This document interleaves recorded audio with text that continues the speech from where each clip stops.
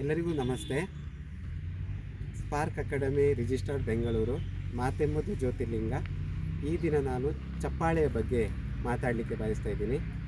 ಹುಟ್ಟಿದ ಮಗುವಿನಿಂದ ಹಿಡಿದು ಮುದುಕರವರೆಗೆ ಪ್ರತಿಯೊಂದು ಚಟುವಟಿಕೆಯ ಮೊದಲ ಅಂಗವೇ ಅಥವಾ ಮೊದಲ ಚಟುವಟಿಕೆಯ ಭಾಗವೇ ಚಪ್ಪಾಳೆ. ಈ ಚಪ್ಪಾಳೆ ಎನ್ನುವುದು ಪ್ರತಿಯೊಬ್ಬರನ್ನು ಪ್ರೇರೇಪಿಸುವಂಥದ್ದು, ಪ್ರತಿಯೊಬ್ಬರನ್ನು ಉಲ್ಲಾಸಭರಿತವಾಗಿ ಮಾಡುವಂಥದ್ದು, ಹಾಗೆ ಪ್ರತಿಯೊಬ್ಬರನ್ನು ಎಚ್ಚರಿಸುವಂಥದ್ದೇ ಚಪ್ಪಾಳೆ. ಈ ಚಪ್ಪಾಳೆ ಎನ್ನುವುದು ದೈಹಿಕ ಮತ್ತು ಮಾನಸಿಕ ಚಟುವಟಿಕೆಗಳ ಮೂಲಕ ನಮ್ಮ ದೇಹದ ಸಮತೋಲನವನ್ನು, ನಮ್ಮ ಮಾನಸಿಕ ಸಮತೋಲನವನ್ನು ಕಾಪಾಡಲಿಕ್ಕೆ ಸಹಾಯಕವಾಗಿದೆ.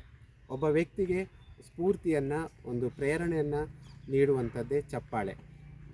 ಪ್ರೇಕ್ಷಕರು ಚಪ್ಪಾಳೆಯ ಮೂಲಕ ವೇದಿಕೆಯಲ್ಲಿರುವಂಥ ಒಂದು ಸಾಧನಾಪೂರ್ಣ ವ್ಯಕ್ತಿಯನ್ನು ಅಥವಾ ಒಬ್ಬ ಮಾತುಗಾರನನ್ನು ಅಥವಾ ಒಬ್ಬ ಹಾಸ್ಯಗಾರನನ್ನು, ಒಬ್ಬ ಕಲಾವಿದನನ್ನು ಅವನಿಗೆ ಚಿಕಿತ್ಸಕ ಮದ್ದು ಎನ್ನುವುದೇ ಚಪ್ಪಾಳೆ.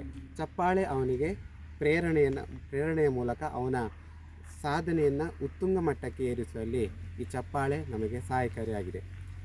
ಶಾಲೆಯಲ್ಲಿರುವಂಥ ಮಕ್ಕಳಿಗೆ ಚಪ್ಪಾಳೆಯನ್ನು ಪ್ರತಿನಿತ್ಯ ತಟ್ಟುವುದರ ಮೂಲಕ ಅವರಲ್ಲಿರುವಂಥ ನರಸ್ನಾಯು ಸಂಯೋಜನೆಯನ್ನು ಹೊಂದಾಣಿಕೆಯ ಮೂಲಕ ಮಕ್ಕಳ ಏಕಾಗ್ರತೆ ಶಕ್ತಿಯನ್ನು ಹೆಚ್ಚಿಸಿಕೊಳ್ಳಲಿಕ್ಕೆ ಇದು ಸಹಾಯಕಾರಿಯಾಗಿದೆ.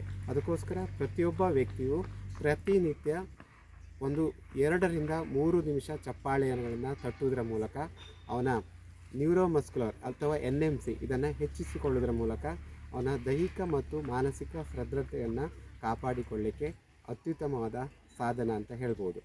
ಇದು ಯೋಗ ಇರ್ಬೋದು, ಅಥವಾ ಮುದ್ರೆಗಳಿರ್ಬೋದು, ಅಥವಾ ಇನ್ನಿತರ ದೈಹಿಕ ಚಟುವಟಿಕೆಗಳಿರ್ಬೋದು.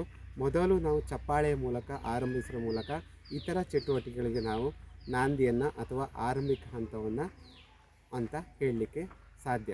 ಅದಕ್ಕೋಸ್ಕರ ಪ್ರತಿಯೊಬ್ಬ ವ್ಯಕ್ತಿ, ಪ್ರತಿಯೊಬ್ಬ ಮಗುವಿನಲ್ಲಿ ಅಥವಾ ಯಾವುದೇ ರೀತಿಯ ವ್ಯಕ್ತಿ ಪ್ರತಿನಿತ್ಯ ಚಪ್ಪಾಳೆಯನ್ನು ತಟ್ಟುವುದರ ಮೂಲಕ, ಮೊದಲು ಚಪ್ಪಾಳೆಯ ಮೂಲಕ ಆರೋಗ್ಯವನ್ನು ಕಾಪಾಡಿಕೊಳ್ಳಲಿಕ್ಕೆ ಸಹಾಯಕ ಆಗುತ್ತದೆ ಎನ್ನುತ್ತಾ ನನ್ನ ಮಾತಿಗೆ ಅಲ್ಪ ವಿರಾಮವನ್ನು ನೀಡುತ್ತಿದ್ದೇನೆ. ಧನ್ಯವಾದಗಳು.